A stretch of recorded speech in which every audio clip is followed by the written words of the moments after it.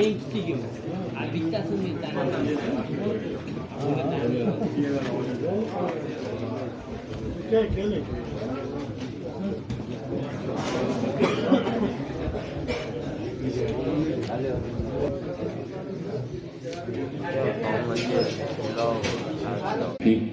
Elhamdülillahi Rabbil Alemin. Esselatu vesselamu ala Resulina Muhammedil Amin. Allah Teala'ya hamdü sanalar olsun. Peygamberimiz Muhammed Mustafa sallallahu aleyhi ve sellem'e salat selamlar olsun.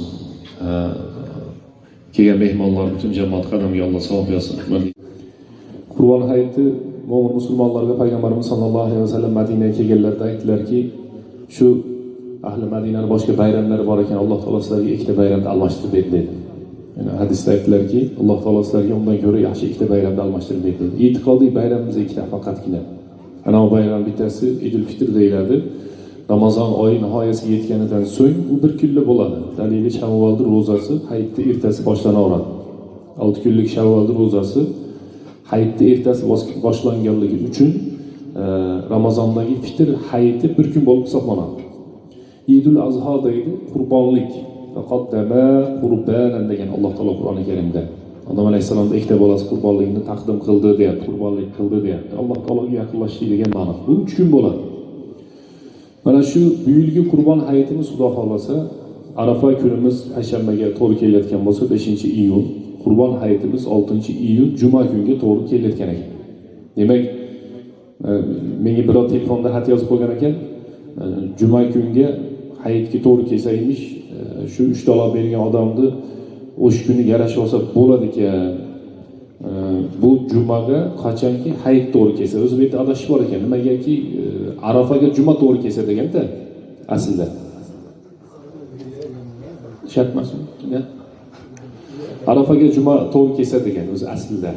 Keyin bizda hali Hajjul Akbar degan narsa bor, Hoji Akbar deb qo'yadi. Shu narsani Arafaga juma to'g'ri kelsa o'zi aslida deydi. Endi uni bu hatda yozibdiki, juma hayitga to'g'ri kelsa deb. Ikkovi ham yo'q. O'zi bunday aytaylik. Hozir men aytgan narsani tushunib bilmadinglar, tushunishimiz shart emas, ikkalasi ham yo'q. Ba'zan yomon narsani yodlab oladi odam. O'shani singari Arafat degani buni endi 9 ta ulamolarda ixtilof bor. Arafat kunini aytaylik. Arafat kuni payshanbaga to'g'ri kelyapti. Ana hadisda payg'ambarimiz sollallohu alayhi vasallam sanatallati qablaha avvalgi yilgi va bu yilgi gunohlarga kafforat bo'ladi shu kun roza tutsanglar dedi. Bir kunlik roza. Nafil ro'zani tutganda qarzi bor odam tutmay turadi. Dushanba, payshanba, 13, 14, 15, bu Zulhijja, Muharram falonchi yoki bir kun tutib, bir kun tutmaslik degan ro'zalarni hammasi nafil va shularning ichida Arafat ro'zasi bor. Ulamolar aytadiki, farzdan qarzi bor odam qolgan nafillar tutishdan avval birinchi ro'zadan qolib ketganini tutsin, lekin Arafatdachi desa shu Arafatga ruxsat berishgan edi. Arafatning fazilati ulug'ligidan. Mana 3-4 kundan keyin Xudo xolasa Arafat ro'zasi kelyapti. Shu ro'zani biz aytardikki, hurmatli jamoat, bir tutib qo'yaylik. Mana shu ro'za bilan birga aytiladigan narsa taqvim masalasi. Bizda bechora shaytonlarga ham qiyin. Nimaga desangiz, shayton ozonni eshitsa, o'zini yerini keltirib 40 kilometrga qochadi-da. Bizda 40 minut ozon aytadi muazzinlarimiz. Ertaman birinchisi boshlab oladi, ikkinchisi uxlab beradi, uchinchisi, to'rtinchisi, oxirgisi shu qomat aytib namoz o'qiyotganda ham eshitib turadi. O'sha keyingi ozonlarda e'tibor yo'q. O'zini vaqtida aytilmagan ozonda e'tibor bo'lmaydi. Nimagaki biror kun chiqqanidan keyin ozon aytmayman desa, men uxlab qolibman endi shuni bomdodga ozon aytib qo'yay desa, u ozonda e'tibor yo'q. Biroq xuftonda ozonni kech aytib qo'ysa yoki saharlikdan ancha kechiktirib ozon aytsa, bu ozon endi ozon aytyapman, men saharlik qilsam bo'ladi ekan desa, uni ro'zasi ro'za bo'lmay qoladi. O'shaning uchun biz jamoatga eslatardikki, taqvimga qarab ro'zani saharlikni qilaylik. Imkon qadar. O'sha taqvimga qarab.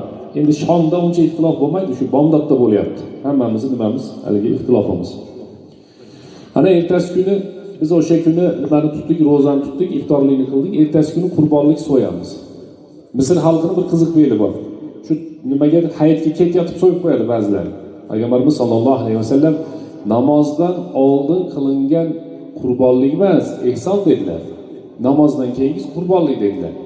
Kimki namozdan avval so'ysa, bu ehson bo'lib qoldi, mayli dedi. Lekin kimki namozdan keyin so'rasa, shuniki qurbonlik bo'ldi. Ana hayit namozini o'qiymiz. Kitobda nima deydi desa, bir Misrda shahar degani.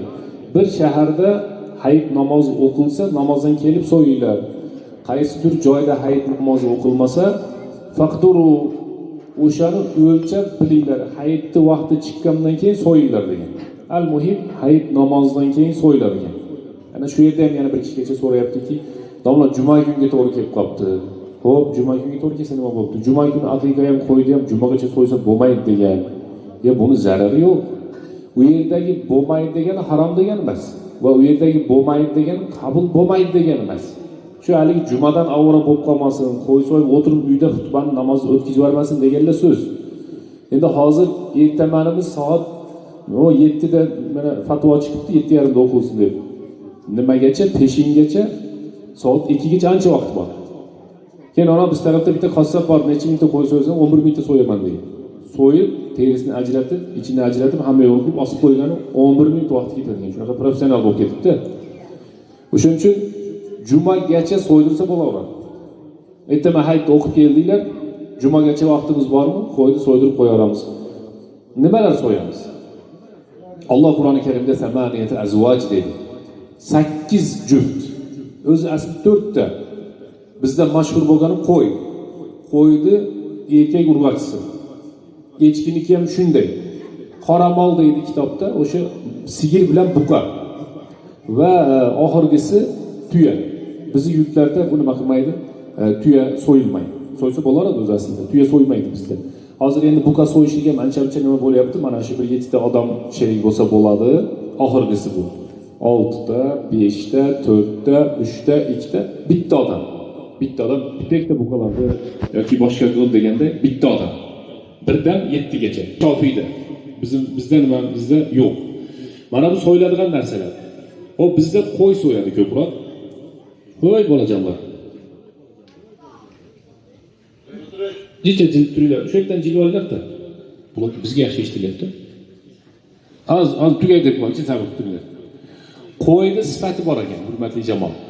So'yayotgan qo'yimizning sifati bor. Umumiy sifati nima desa, shu bozordagi eng chiroyli qo'y. Ko'rganingizdagi eng chiroyli qo'yni so'yish kerak. Bir qarasangiz semizligi ham zo'r, kamchiligi ham yo'q, boshqasi ham yo'q. Yana nima sifatlar aytilgan desa, o'sha qo'y cho'loq bo'lmasin, g'ilay bo'lmasin deydi. Bu degani umuman ko'r bo'lmasin degan. Ko'zi ko'r bo'lmasin. So'yiladigan yerimizga biz uni so'dirab kelmaylik. Ya'ni qaysarligidan so'dirasak mayli-yu, arvonligidan so'dirab kelmaylik deydi. Zo'rg'a eplab olib kelsak, u qo'y yaramay qoladi deydi. Va bir a'zosini 3dan 1 qismi ketib qolmagan bo'lsin. Shu so'yayotgan qo'yimiz semiz bo'lish kerak ekan.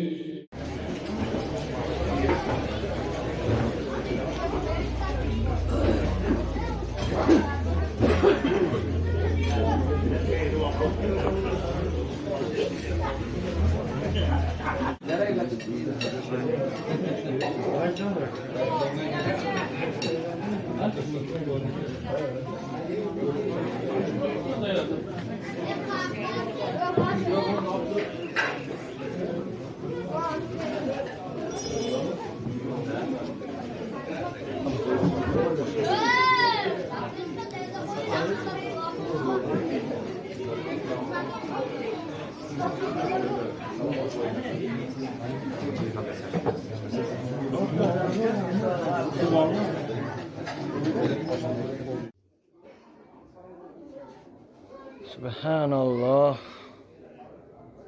Mana shu xonadonda, mana shu joyda Abdulaziz domla o'tirib ma'ruza qildilar. Maşallah, ana mikrofonim. Bismillah.